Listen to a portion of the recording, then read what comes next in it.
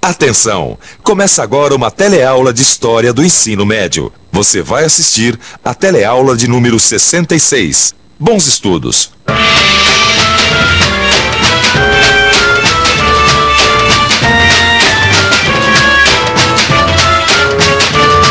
Você já deve ter ouvido falar na Guerra Fria. Mas você sabe por que ela tem esse nome? Bom, se você não sabe, não se preocupe.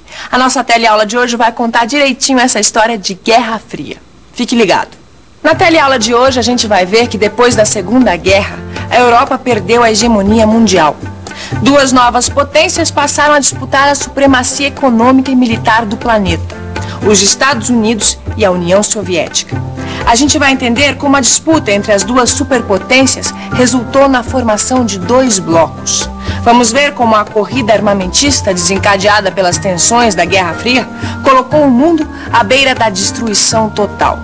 E, finalmente, vamos conhecer os principais conflitos armados que marcaram a história do mundo no período da Guerra Fria.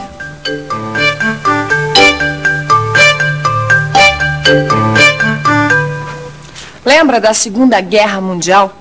Foram cerca de 50 milhões de mortos, 35 milhões de feridos e 3 milhões de desaparecidos. Depois de tanta desgraça, o mundo precisava de um pouco de paz. Por isso, logo que a guerra acabou, as principais potências vencedoras se reuniram para criar uma organização que evitasse um novo conflito mundial. A Organização das Nações Unidas, a famosa ONU. Oi, gente. Estou aqui em Nova York. Fiz questão de visitar o prédio da ONU. Afinal de contas, a ONU foi criada para defender os direitos do homem, para manter a paz mundial, a igualdade de direitos para todos os povos e para resolver os problemas que afligem a humanidade. Me diz uma coisa, você já ouviu falar na ONU, a Organização das Nações Unidas? Já ouvi falar. Já ouvi falar na ONU, já. O que o senhor ouviu falar da ONU? A ONU já ouvi, a Organização das Nações Unidas, né, referente a tudo que se passa pelo mundo. A ONU que eu sei é a Organização Internacional. Mas pouca gente sabe que a ONU desempenhou um papel importante na descolonização dos países da Ásia e da África. Pouco a pouco, os impérios coloniais europeus foram se desfazendo. Isso resultou na formação de novos estados que passaram a integrar a ONU. A ONU deveria evitar conflitos armados entre os países, mas a rivalidade entre os Estados Unidos e a União Soviética no pós-guerra colocou a ação da ONU num plano secundário. A maior parte dos conflitos foram resolvidos através de enfrentamentos armados. Esses enfrentamentos armados começaram poucos anos depois do fim da Segunda Guerra Mundial. 1947. No final da Segunda Guerra Mundial, os chineses estavam divididos em dois grupos, os nacionalistas e os comunistas. São esses dois grupos que entram em guerra em 1947. Os nacionalistas, liderados por Chiang Kai-shek, recebem apoio da burguesia chinesa e contam com o auxílio dos Estados Unidos. Os comunistas, liderados por Mao Tse-tung e Zhou Enlai, defendem a reforma agrária e o socialismo. São apoiados pela União Soviética. Apesar do apoio norte-americano, os nacionalistas perdem terreno rapidamente. 1º de outubro de 1949. Mao Tse-tung proclama a República Popular da China em Pequim. A China rompe relações com os Estados Unidos e se alia à União Soviética. Estados Unidos de um lado, União Soviética, que já não existe mais, do outro. Os dois grandes vencedores da Segunda Guerra. As duas superpotências do pós-guerra. Os dois grandes inimigos da Guerra Fria.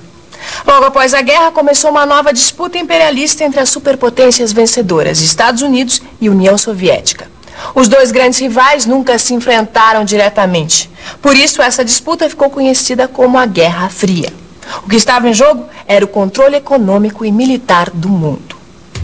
A União Soviética impôs a sua hegemonia sobre os países do leste europeu. Governos pró-soviéticos foram estabelecidos na Hungria, Tchecoslováquia, Romênia, Bulgária, Albânia e Alemanha Oriental. A economia socialista e o regime de partido único predominaram nos países sob hegemonia soviética. Os Estados Unidos assumiram a liderança do mundo capitalista e impuseram a sua hegemonia sobre a América Latina, a Europa capitalista e o Japão. Esses dois blocos, liderados pelas superpotências, formaram alianças militares. A OTAN, que significa Organização do Tratado do Atlântico Norte, reuniu os aliados dos Estados Unidos. O Pacto de Varsóvia reuniu os países sob influência soviética. As potências procuraram manter a hegemonia sobre as suas áreas de influência a qualquer custo. Isso motivou a intervenção de tropas soviéticas na Hungria, em 1956, e na antiga Tchecoslováquia, em 1968, quando esses países tentaram se afastar da tutela soviética. O governo norte-americano interveio na China, na Coreia, no Vietnã e em Cuba, procurando manter a sua hegemonia. Mas será que todo mundo era alinhado? E os países do terceiro mundo? Aliás, você sabe o que é terceiro mundo? Os países de terceiro mundo são aqueles países que são pobres e que não são desenvolvidos. É os países mais atrasados. Devido à má distribuição de renda, especialmente, devido às diferenças sociais, políticas e econômicas. Na verdade, a expressão terceiro mundo foi adotada para designar os países pobres ou subdesenvolvidos da África, da Ásia e da América Latina. Esses países lutavam para se libertar da dominação colonial europeia. Na ONU, o bloco do terceiro mundo foi formado por países coloniais ou de passado colonial. O principal objetivo dos países do terceiro mundo foi a emancipação econômica, política, social e cultural. A Índia liderou o bloco dos países não alinhados do terceiro mundo. Esse grupo de países tentou manter uma certa autonomia em relação às disputas entre as superpotências.